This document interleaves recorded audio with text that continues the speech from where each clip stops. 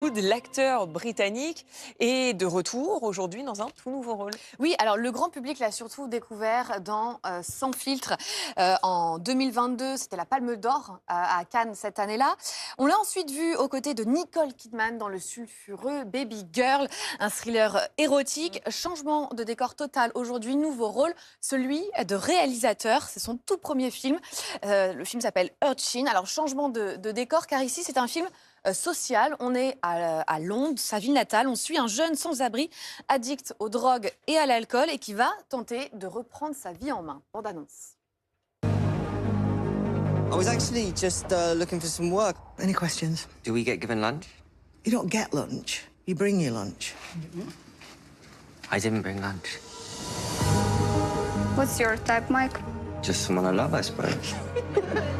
What do you think we live for, Andrea? Well, happiness, joy, sadness, melancholy. Alors, c'est un film qui ne laisse pas indifférent. On est proche même du documentaire par moment.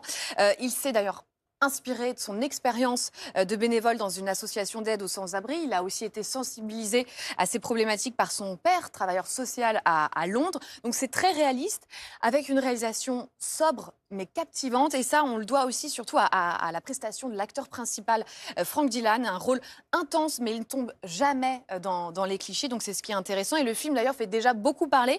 À Cannes, l'année dernière, l'acteur principal, justement, a reçu le prix d'interprétation. Et ça, c'est une belle récompense pour celui qui se rêve réalisateur depuis tout petit. Claire Fleury a pu le rencontrer.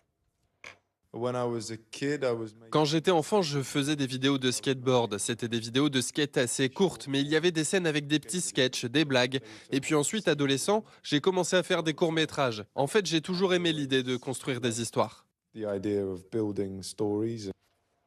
Il a quel âge Il va avoir 30 ans en juin. 30 ans, d'accord. Premier film avant ses 30 ans, donc c'est Voilà, déjà pas mal. pas mal. Pour autant, il n'en oublie pas sa carrière d'acteur. Oui, voilà, il garde cette double casquette.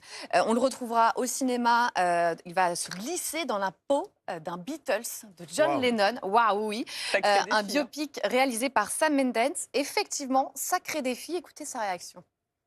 My first reaction was shock. Ma première réaction, ça a été le choc. Puis j'étais très sceptique. Pourquoi? Pourquoi moi? Est-ce que t'es sûr? Est-ce que je suis la bonne personne pour faire ça?